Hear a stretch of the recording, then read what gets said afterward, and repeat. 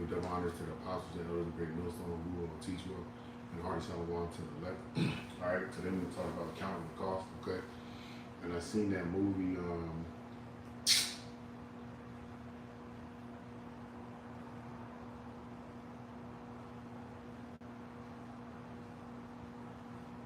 I seen that movie, Him, okay? And that's where this lesson sort of stems from, okay? Because within that movie, the guy, he had to basically count the cost, okay? All right, he was setting himself up and or being set up to make a sacrifice, okay? When you want to be the greatest of all time, you got to sacrifice, okay? And at the end of the movie, the guy did not commit to the sacrifice because of what he went through. But we have to go through and commit to ourselves being a sacrifice if that's the will of the Lord. Okay? So before I get into that, we have to commit to what it is that we've been doing, And somebody told me today that if I have the time to do what I need to be doing, I need to do it while I have the time to do it, if that makes sense. Right? But this is Romans chapter 12 and verse 1. It says, I beseech you therefore, brethren, by the mercies of Yahweh, that you present your bodies a living sacrifice, wholly acceptable unto Yahweh, which is your reasonable service. Alright? And as we are a walking, living, breathing individual, how we will make ourselves a sacrifice to the Lord is for the, if the Lord will for us to die for this truth, okay? For this ministry, to glorify his name, right? And what we can do to be holy is have faith, right? Because we can't keep the law, statutes, and commandments to the best of our abilities. We can try, but that's not going to save us, okay? What does holy mean? Holy means to be separate, right? And how was Abraham separated? Abraham was separated by his faith in the Lord, not the things that he did, all right? Go read Romans, the 4th chapter. And we have to be in that same state as our forefathers, all right? Faith. It's all about faith, okay? All right? For my answers right here, me thinking, me believing, and because thinking or believing means to think to be true, that if I do this lesson, it's going to deliver, my family, myself, and those that hear. But nonetheless, that's what that's part of my faith, okay? It says, acceptable unto Yahweh, which is your reasonable service, all right? And the scriptures say, I think it's in Nehemiah, Nahum, Salakia, one of the two, right? We are getting punished less than what we deserve, all right? So for us to have a reasonable sacrifice to serve the Lord, this is a big thing, but we should look at it as it's a big thing to be in this position where we are to serve the Lord, and it's not a small thing in any manner, okay? But it's small in regards to what the Lord is going to have us doing at the end of all of this, what the Lord is bringing forth to put forth to the end of all this. But this is just a small stepping stone into bringing forth the kingdom, okay? Because by no means what we are doing when we are teaching is a small thing, okay? So let me get a few words. One of the words I'm going to get is sacrifice.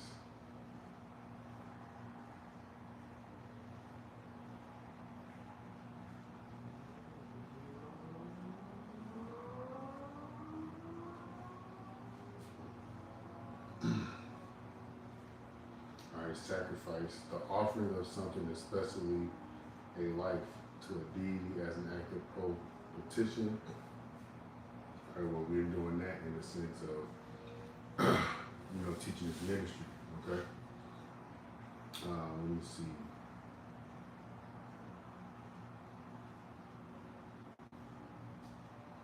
All right, the noun sense, it says to offer as an expression of thanks, devotion, penitence, all right? Surrender, give up something. Suffer to be lost for the sake of something else. All right, let me see, maybe I'll read All right, it says the act of giving up a desirable thing for a higher object, or to make a pressing claim. All right, and what we are doing, all right, is when we count the cost, we are basically, like it said in Romans 12:1, presenting our bodies a living sacrifice for a greater cause, all right, and the greater cause is the kingdom of heaven, all right, and nobody can make a greater sacrifice than the Lord Yahushua, okay, all right, because he put his life on the line from the jump, okay. So let me go into Luke the 14th chapter.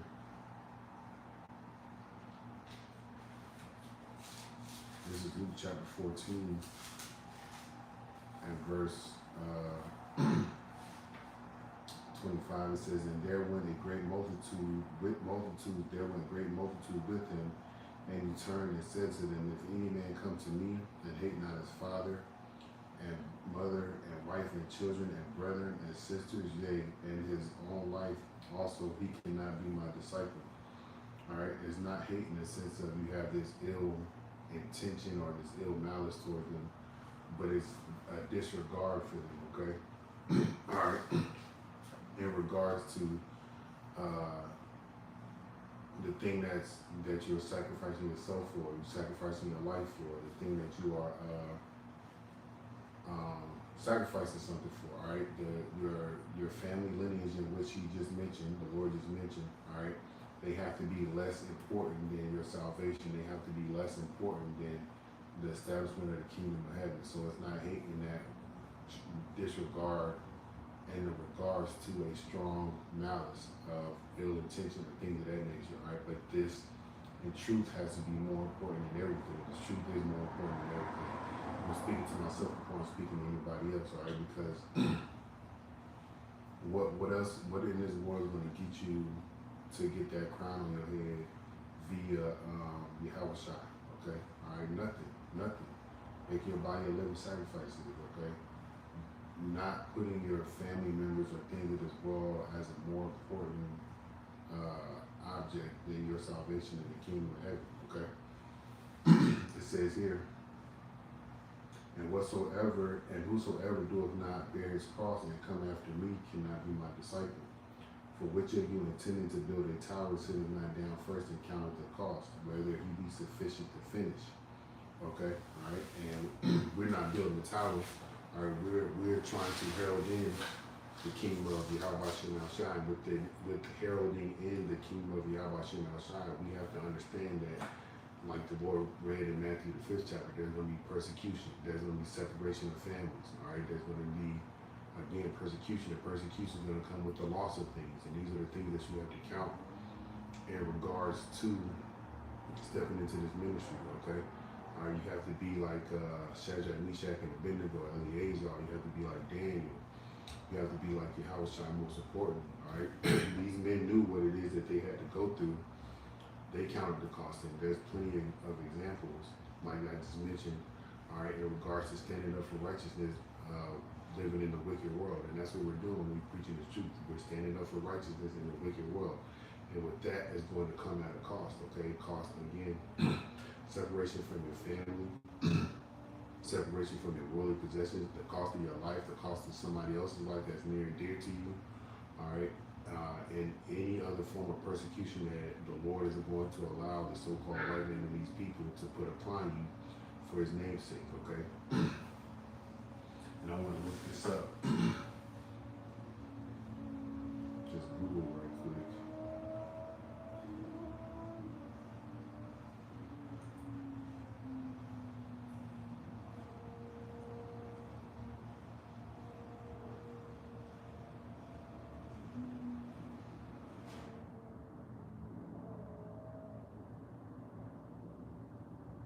All right, so this is just what Google says. And this says, counting the cost. It says, calculate the consequence of something, typically a careless or foolish action.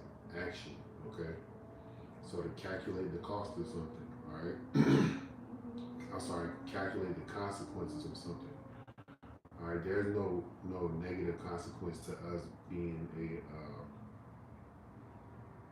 a servant of the Lord in regards to this ministry. There is no negative consequence. Again, so the word consequence is a result or effect of an action or condition.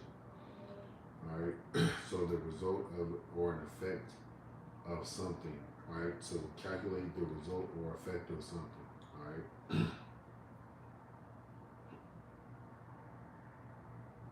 Let's see what ChatGPT says.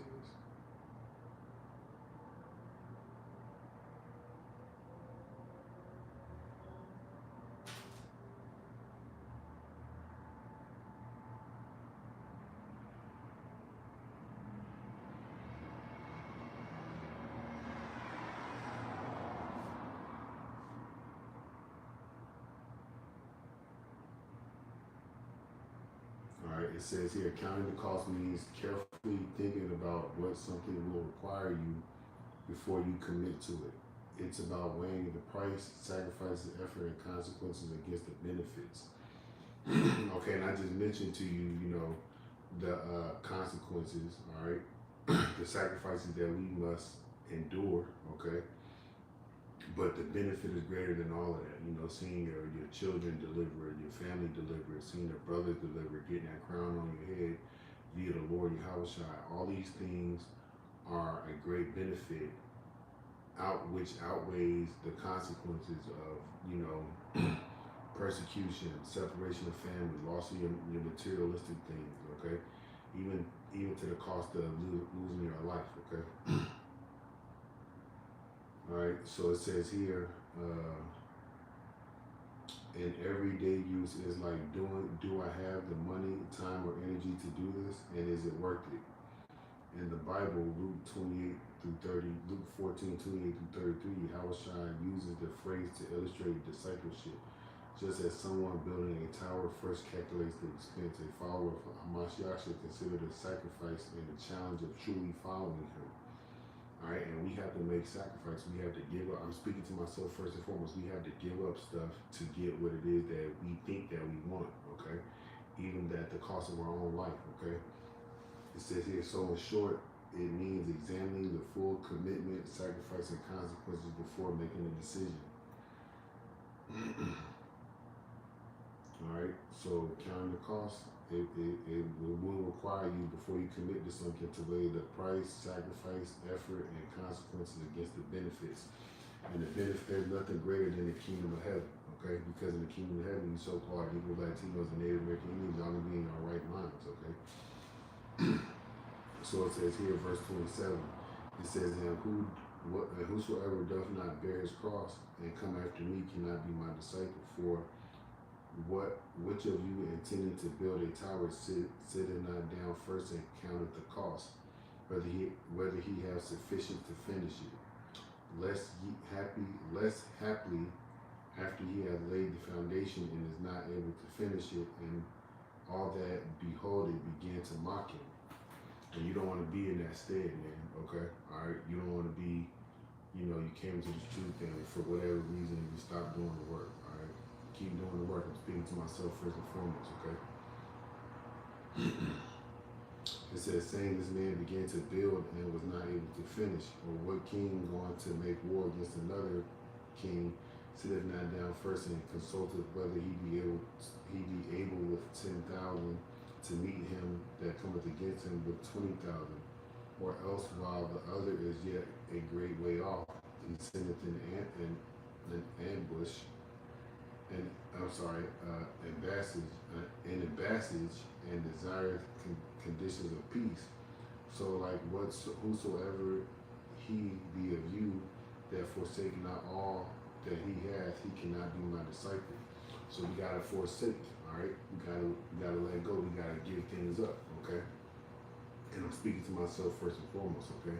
I need to have a better decision-making process on things that I'm doing. All right, I need to make better decisions, but it also comes from things within inside of me. Do I really care? Do you really care? All right, that's what you got to think about.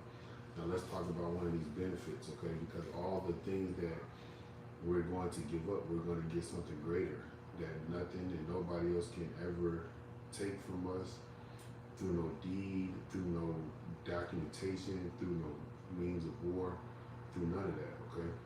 So if we count the cost, all right, and we weigh out the sacrifices, the sacrifices, the prices, the effort, and the consequence against the benefit, this is the benefit, okay? We're about to read the benefit, all right? don't have my pocket for it with me, but I got it on my phone. This is Second Ezra chapter 2 and verse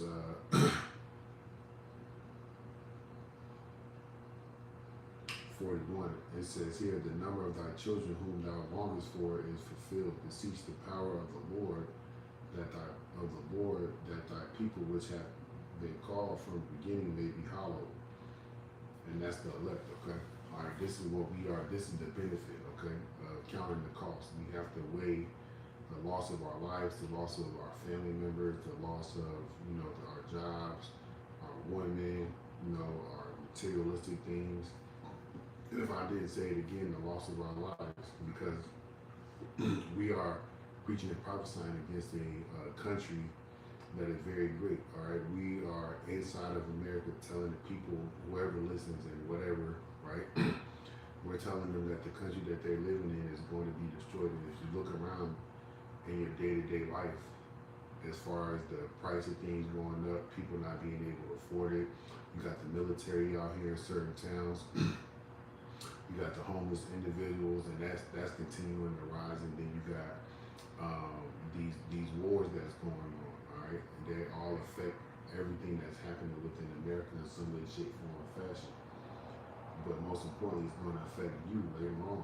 Okay, but we have to count the cost. All right, it says here, I Ezra saw upon Mount Zion a great people whom I could not number, and they all praise the Lord with songs. And we want to be this, okay? It says, and in the midst of them there was a young man of high stature, taller than all the rest, and upon every one of their heads he set crowns, and was more exalted, which I marveled at greatly. This is the benefit right here. You get that crown on your head from the Lord. This is the benefit. This is what matters. This is what the sacrifice is for. This is what you counted the cost for.